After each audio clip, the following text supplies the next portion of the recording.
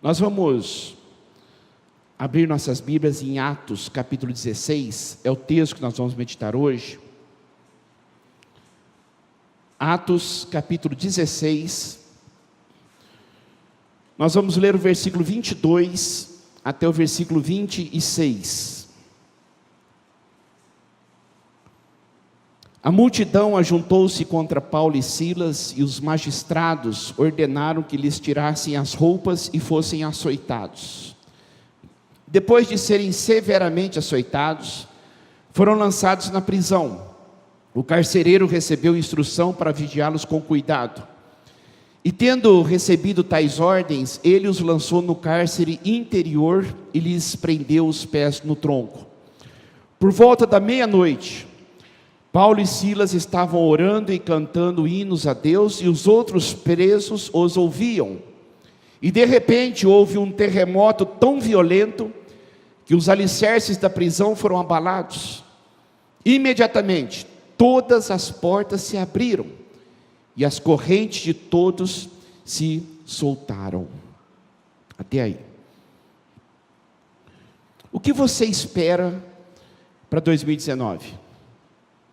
Realmente, o que você espera? Qual que é a tua esperança? Quando nós lemos um texto como este, será que nós esperamos terremotos em nossa vida ao ponto de nos libertar? Sinais e prodígios? Milagres? Quando nós lemos textos como este na Bíblia, nós nos empolgamos e dizemos: nosso Deus é poderoso, eu preciso que isso aconteça na minha vida. Milagres excepcionais, livramentos excepcionais. Você e eu precisamos de um terremoto onde Deus nos liberte de todas as amarras, como aconteceu com Paulo e Silas. Você e eu precisamos que Deus nos livre do claustro, da depressão, do desânimo, dos conflitos interiores, das crises emocionais. Eu e você precisamos da bênção de Deus para nos libertar dos problemas familiares, das enfermidades, das doenças, das crises financeiras, dos conflitos que nós temos conosco mesmos, para viver e viver bem. Sabe do que eu e você precisamos? De liberdade. Liberdade para optar e viver bem. Então, quando nós lemos alguns textos da Bíblia, e este é um deles, nos remete a isto, e nos leva a clamar: Deus, neste último domingo de 2018, faça alguma coisa. Eu preciso de um milagre, por favor. Eu preciso de algo novo na minha vida, de algo sobrenatural. O que eu preciso entender é que milagres e sinais sobrenaturais, isto cabe a Deus. Então, o que cabe a mim? Qual que é a minha parte para que a coisa aconteça?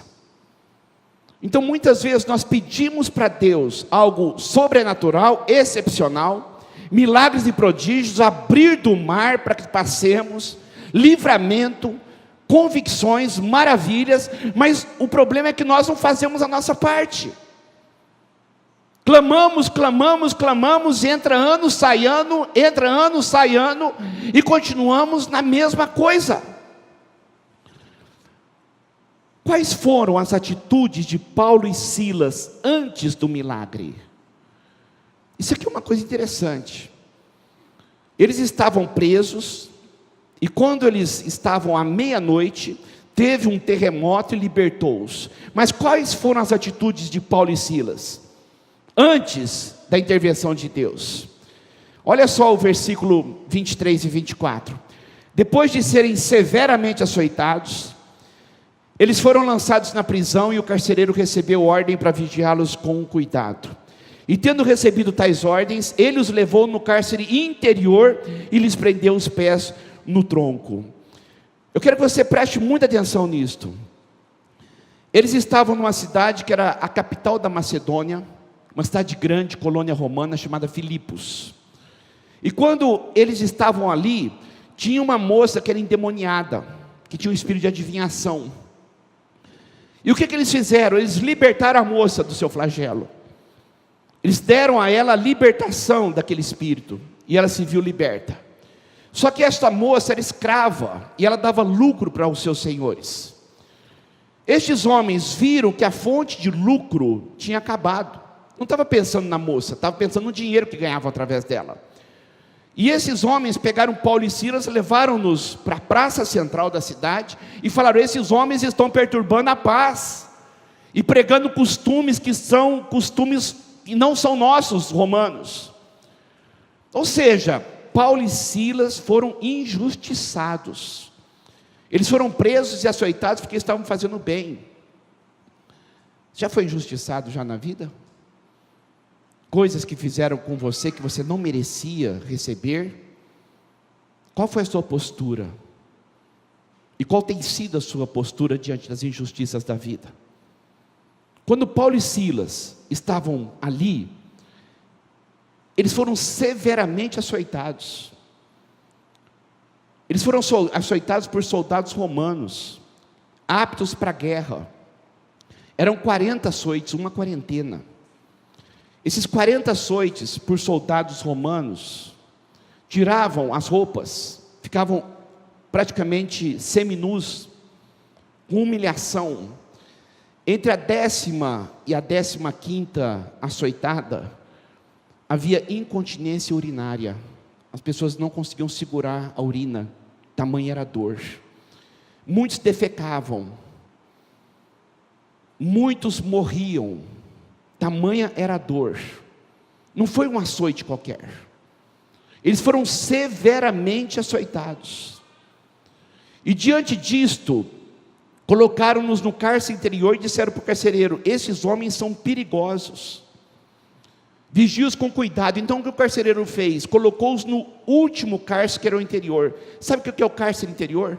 É onde o esgoto da prisão caía, onde a urina e as fezes dos outros presos ficavam todas lá. Era um lugar onde não tinha luz, era um lugar onde não tinha ar, não tinha nada.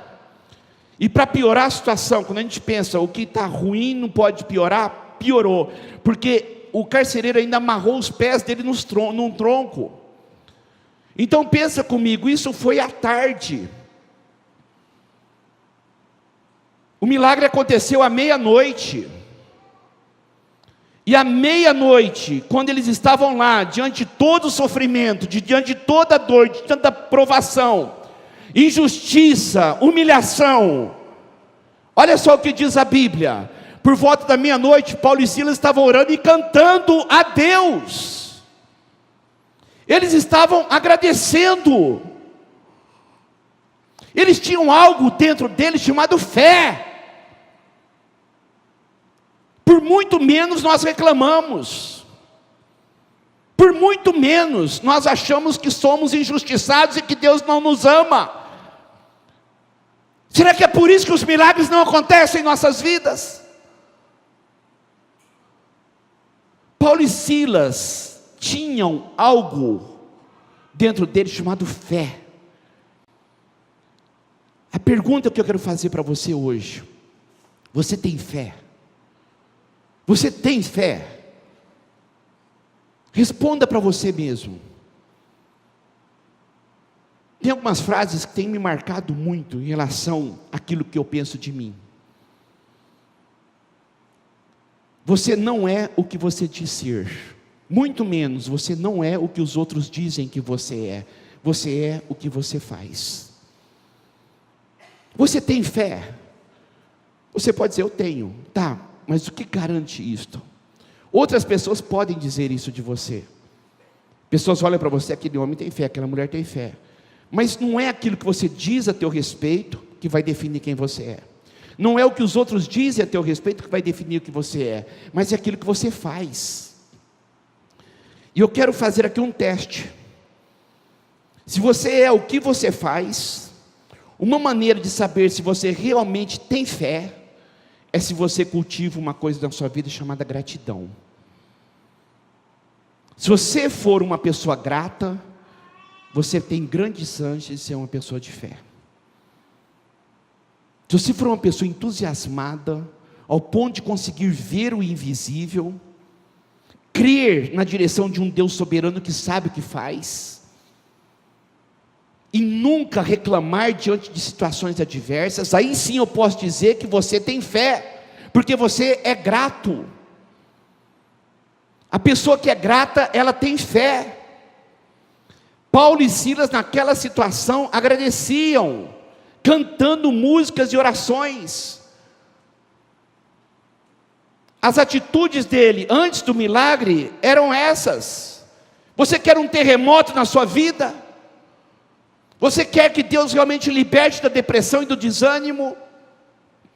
Você quer a intervenção poderosa de Deus, colocando um fim nos teus conflitos interiores, pavimentando o teu futuro e abençoando, tirando de você as dificuldades financeiras, abençoando a tua saúde, dando cura? Você realmente deseja a bênção de Deus, colocando fim às crises familiares, a transformação interior de você se ver livre da falta de domínio próprio?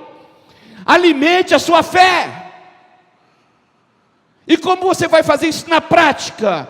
Tenha mais gratidão na sua vida. Seja uma pessoa mais grata, seja livre. Livre. Eu preciso entender isto.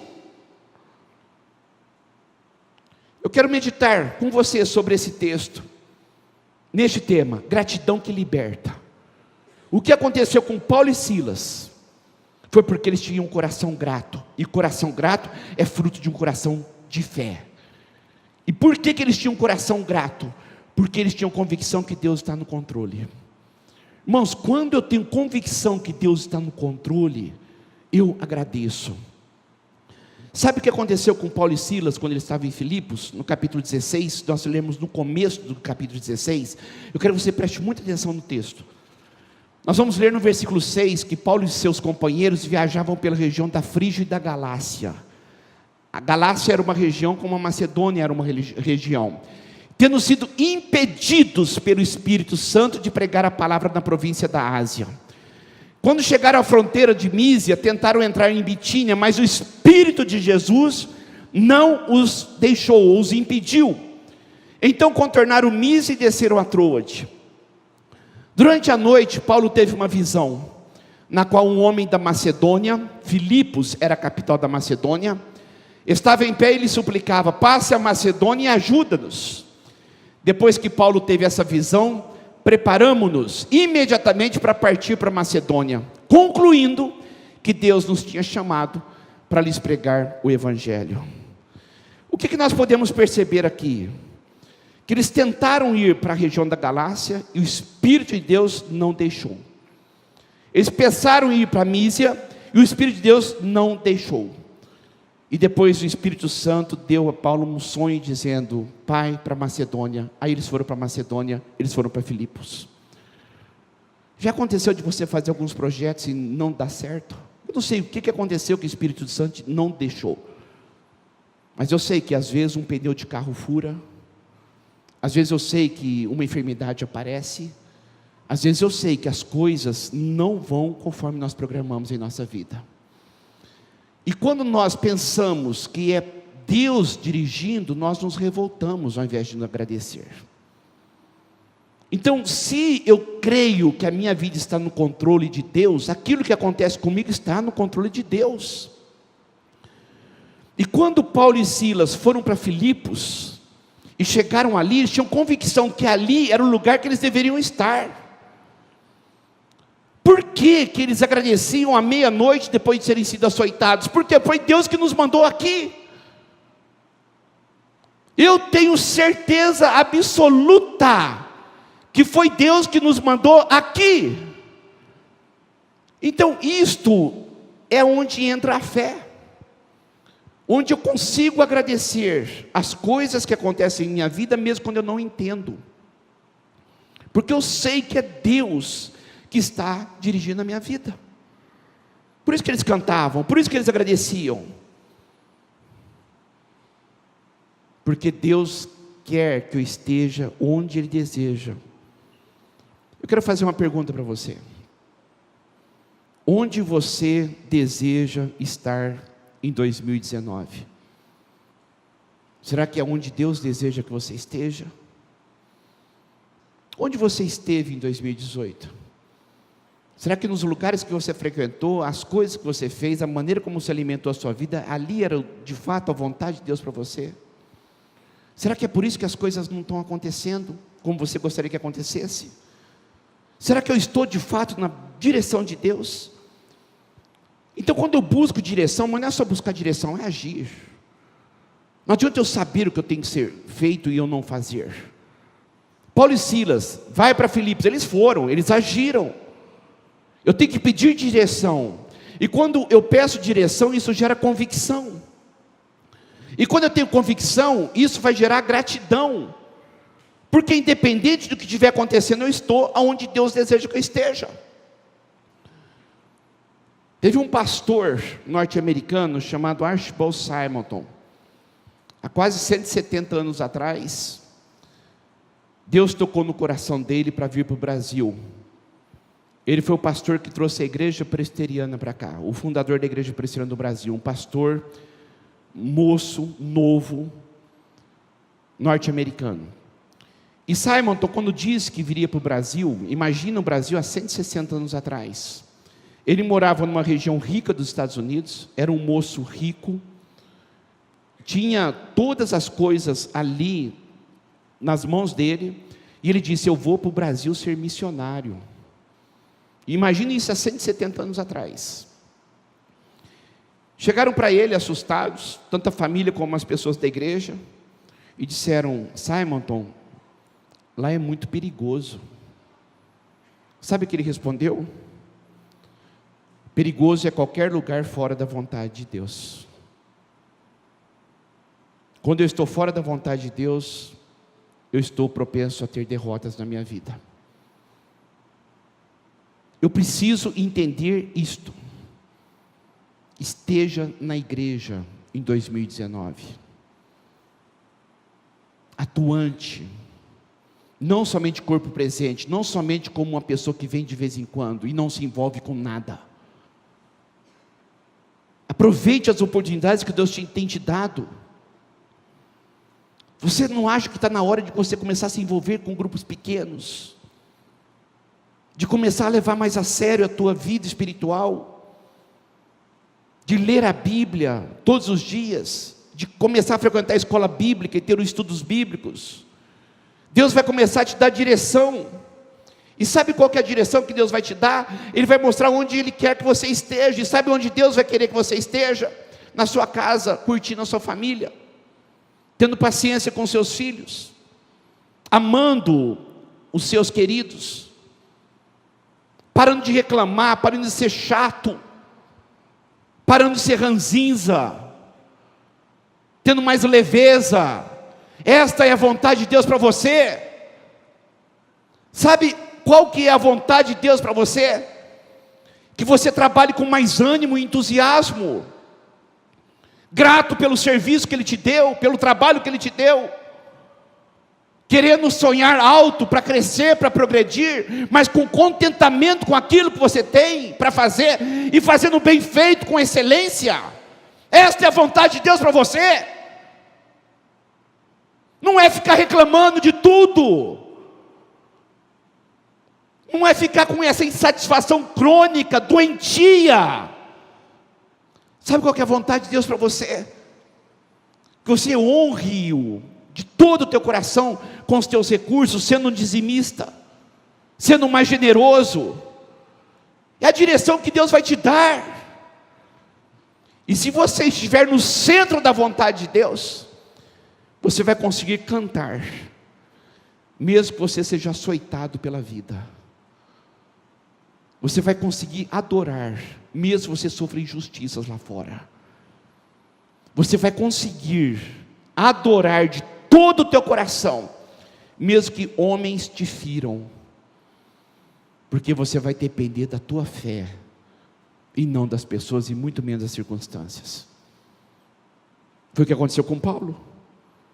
E por quê que eles tiveram essa postura?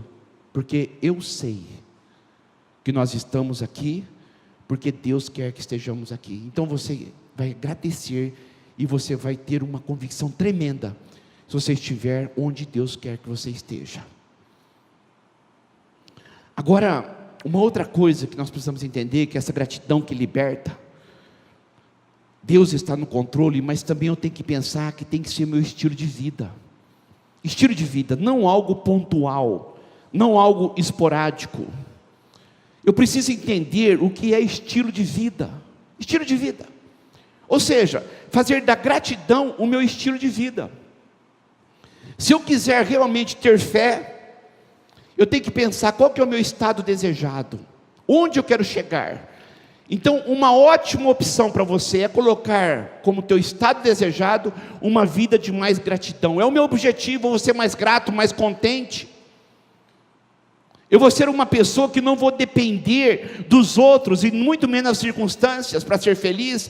E em nome de Jesus, isso não é uma utopia, isso é real. Isso é o que a Bíblia chama de andar pela fé. É um estilo de vida.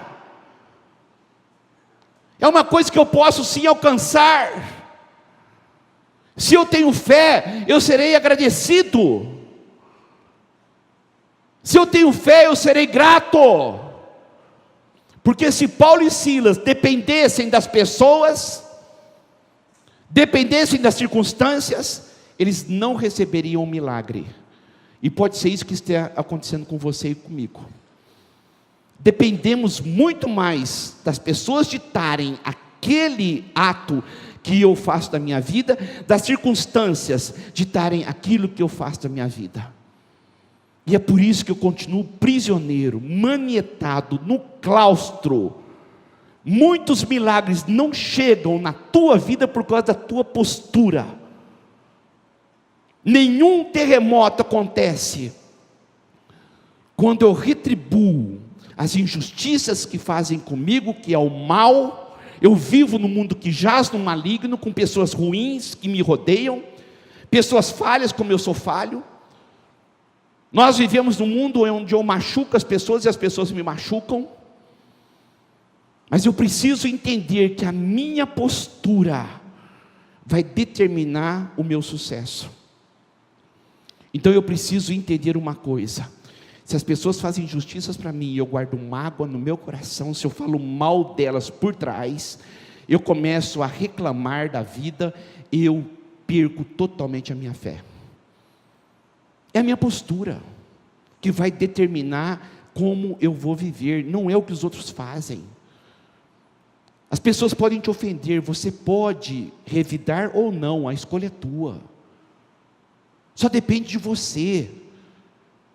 Só depende de saber o que você quer para a tua vida. Só depende de você acreditar. O problema é que nós justificamos nossos atos. Não nos arrependemos deles, mas justificamos. Eu tenho razão. Paulo e Silas também tinham razão de reclamar. Eles tinham razão de se acharem injustiçados. Mas eles optaram por algo mais excelente. Eles optaram pela manifestação de um milagre de Deus na vida deles. Eles optaram em agradar a Deus. O comum é justamente eu reclamar. O comum é eu me revoltar, mas eu não quero uma vida comum, eu quero algo excelente. Opção, escolhas. O que nós temos feito com as nossas vidas? Uma coisa que eu percebo é que geralmente as pessoas estão presas pela mágoa. As pessoas estão presas pela crítica. Estão presas pela fofoca. Não tem coisa pior na vida de uma pessoa, nada mais letal do que sentir-se vítima da vida, vítima de pessoas e de circunstâncias. Eu vou falar uma coisa para você muito séria. Nada acontece com você se você não permitir.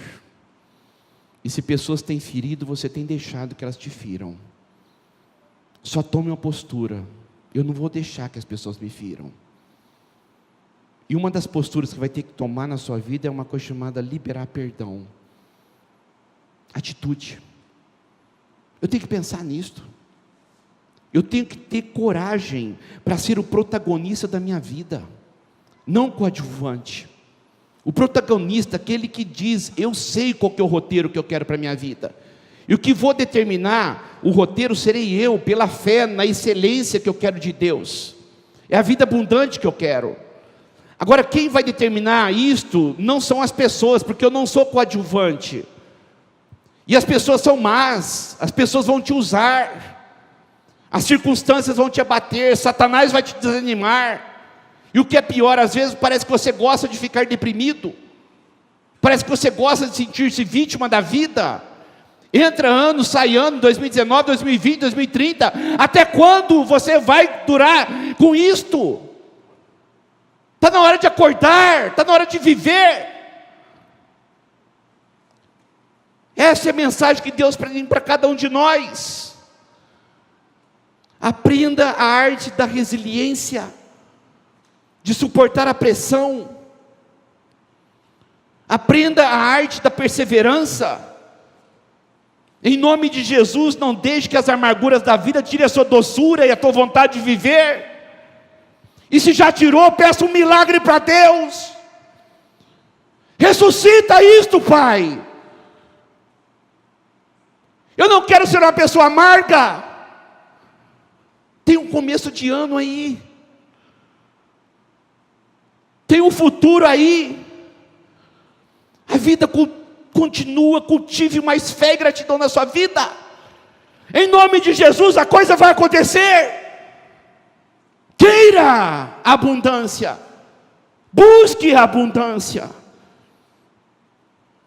Quando eu cultivo gratidão, automaticamente virá de uma forma como que consequente amor, paz, alegria. Uma pessoa grata é uma pessoa cheia de paz.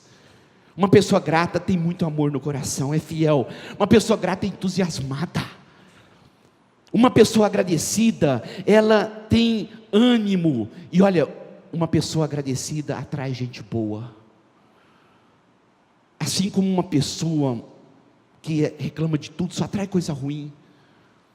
As pessoas boas virão para aquelas pessoas boas. Pessoas ruins virão para aquelas pessoas ruins. E você vai dizer: mas não sou ruim, tá? Mas está tendo uma atitude pessimista, uma atitude negativista. Você vai só chamar pessoas iguais a você, que vão reclamar da vida igual você. Então eu preciso entender. Você já orou muitas vezes para Deus pedindo para Deus mostrar a vontade dele para a tua vida, não já? Senhor, mostra a vontade de Deus para a minha vida. Eu vou mostrar a vontade de Deus para a tua vida. Deem graças em todas as circunstâncias, não somente nas boas, nas ruins também, porque esta é a vontade de Deus para vocês em Cristo Jesus. Está aqui, Bíblia. Você está pedindo revelação de sonhos de anjos vindo falar para você qual que é a vontade de Deus para a tua vida? Está na Bíblia. Deem graças em todas as circunstâncias. Por quê? Porque isso gera fé. A fé gera força. A fé gera milagres.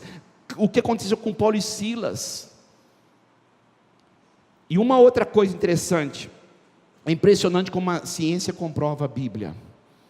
Como que a ciência sempre comprova a palavra de Deus. Tem um professor PhD da Universidade da Califórnia, Robert Emmons. Olha só a conclusão que ele chegou num trabalho científico. Isso aqui é trabalho científico. Ele disse o seguinte: o indivíduo grato é capaz de lidar com mais eficácia com o estresse diário.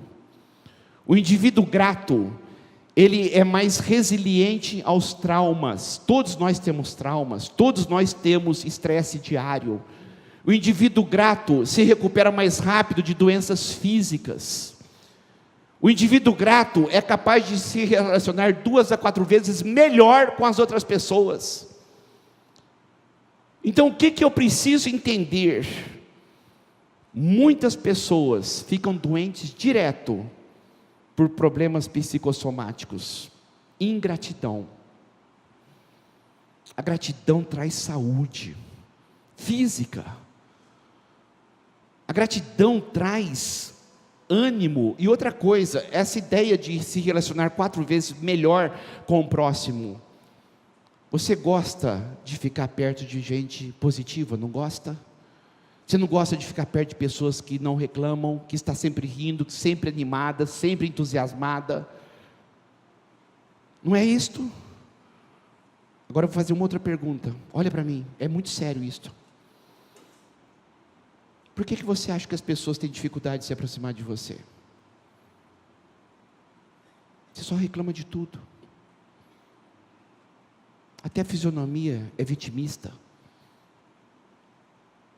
Toda vez que chega para você para conversar qualquer coisa, você reclama da tua loja, do teu ponto comercial, do teu trabalho. Você reclama do que está acontecendo na tua vida, de tudo. Da saúde, do tempo, do governo, da igreja, do Brasil. Você acha que as pessoas vão te procurar? Você acha que as pessoas vão ter prazer de ficar perto de você? Sabe quem vai chegar perto de você? As pessoas que são iguais a você. Então você vai perceber que o seu ciclo de amizade são pessoas sempre que reclamam da vida. Está na hora de mudar isso, não está? Qual que é a definição de emoção? Ou de gratidão? É uma emoção, é uma disposição de ânimo, é uma virtude moral, é um hábito, um traço de personalidade que até determina o caráter, de se sentir grato. Presta atenção nesses 3 verbos: reconhecer motivos para ser grato e, sobretudo, comunicar gratidão, em atos, palavras e ações de forma irrestritiva. Presta atenção nesses 3 verbos. A gratidão é quando eu sinto grato, emoção. Quando eu reconheço, razão. E quando eu comunico, ação. Então uma coisa que eu preciso entender, que para eu saber que realmente sou grato, você precisa agir. Você vai mostrar que você é grato a Deus se você agir. Você vai mostrar que é grato à sua família se você agir. Envolve comunicação, ou seja, é um estilo de vida. Lembra? Eu não sou aquilo que eu digo que sou. Eu não sou aquilo que os outros dizem que eu sou, mas eu sou aquilo que eu faço.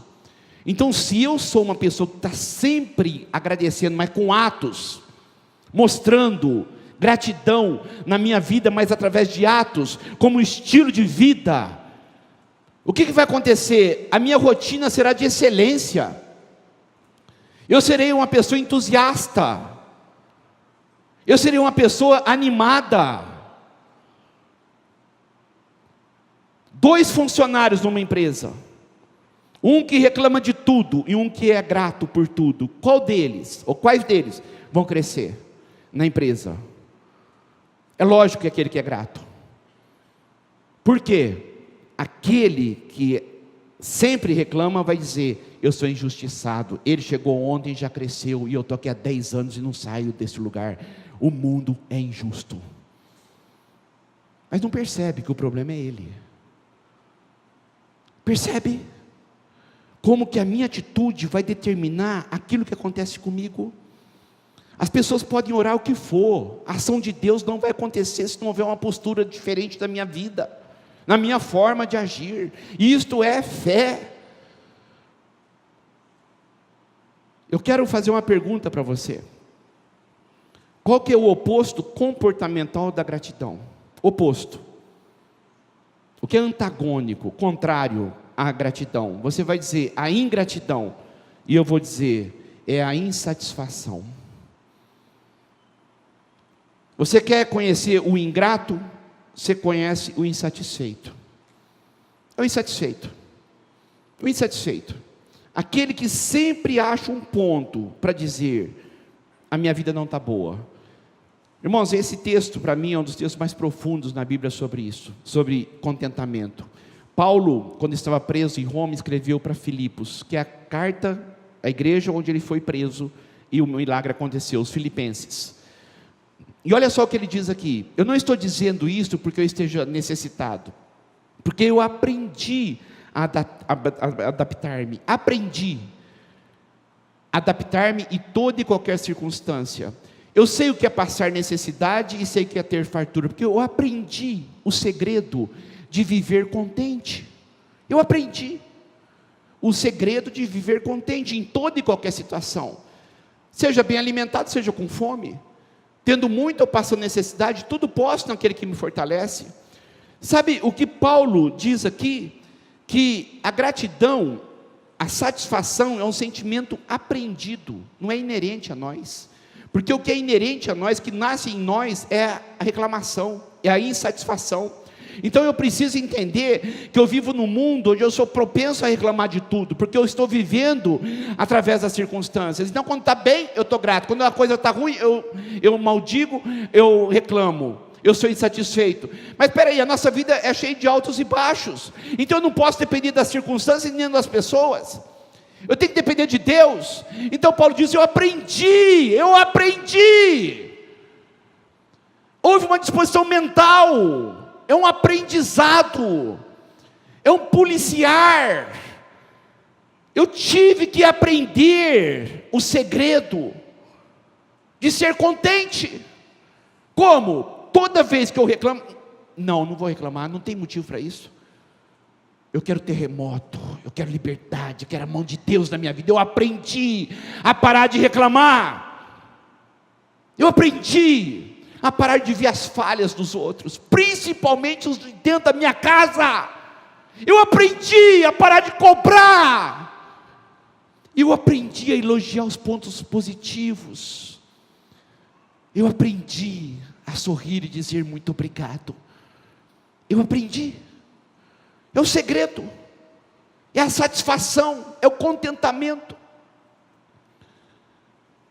Ele diz em Timóteo, a piedade com contentamento é grande fonte de lucro, porque nada trouxemos para este mundo e dele nada podemos levar. Por isso, tendo com que nos vestir e comer, estejamos satisfeitos. Preste atenção nisso. Estejamos satisfeitos, se nós temos o que comer e o que vestir. Os que querem ficar ricos caem em tentação, em armadilhas e em muitos desejos descontrolados e nocivos, que levam os homens a mergulharem na ruína e na destruição, porque o amor ao dinheiro é a raiz de todos os males. Não é o dinheiro não, o dinheiro é bênção. O amor ao dinheiro é maldição, não o dinheiro. Dinheiro é bênção, se ele for usado, não amado. Se ele for usado e não idolatrado. Dinheiro é bênção, mas o amor ao dinheiro é a raiz de todos os males.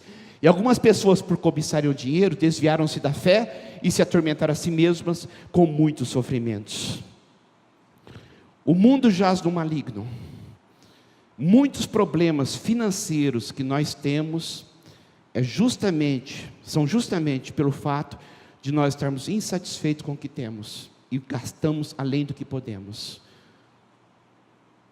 Pessoas endividadas, pessoas pagando o rotativo do cartão de crédito no mínimo 12, 15% ao mês, isso é loucura.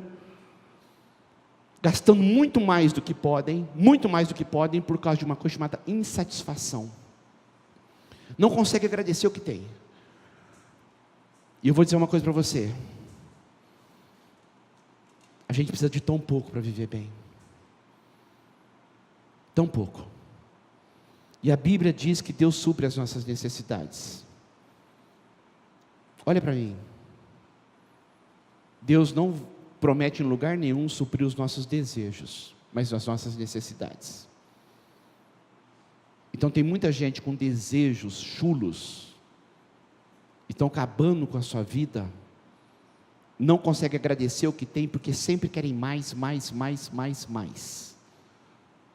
e se atormentam, ano após ano, rodando dívida. Quanto tempo você não é dizimista porque não sobra dinheiro, por falta de administração? E você todas as semanas vem para a igreja e ora, Deus abençoe minha vida financeira. Você quer que Deus faça o quê? Você quer que Deus faça o quê? Me fala. Eu preciso entender que sou eu que tenho que agir. E eu preciso entender que a minha ação em relação ao meu dinheiro vai determinar muito da paz ou do tormento que eu vou ter durante um ano. Muitos casamentos estão acabando por dívidas.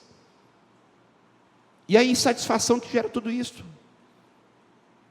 Pessoas que trocam de celular sem precisar, trocam de carro sem precisar. Não é errado trocar de celular e nem comprar carro e nem comprar casa, quando você tem dinheiro para isso. Mas quando você se endivida para isso, isso aí é anomalia, isso aí é loucura. Isso aí é o mundo que jaz no maligno. Então eu preciso ter mais contentamento. É um apelo insistente, é insatisfação. É insatisfação. Quando você vê na televisão lá, compre isto, a ideia é, esteja insatisfeito com o que você tem. Você vai ter isso e você vai ser feliz. E você cai como um pato. Então eu preciso entender. Presta atenção, eu quero terminar com essa frase. Eu preciso entender que o que vai determinar a minha vida é o meu foco. A gratidão não depende das circunstâncias, mas da capacidade emocional de focar no que é bom. Focar. Eu agradeço muito, Pai, por ter isto. E eu vou ficar contente e satisfeito com isto. Feliz com isto. Porque é o que o Senhor tem me dado hoje, com condição de ter. Eu vou focar nisto para agradecer. E conforme eu agradecer, vai tirar todo o peso angustiante de tormento de querer adquirir coisas pela insatisfação. E eu vou ter condições de ter estrutura emocional, psíquica e espiritual para querer progredir na minha vida. Ou seja, para de reclamar, para de se sentir vítima, para de olhar para as pessoas e julgá-las.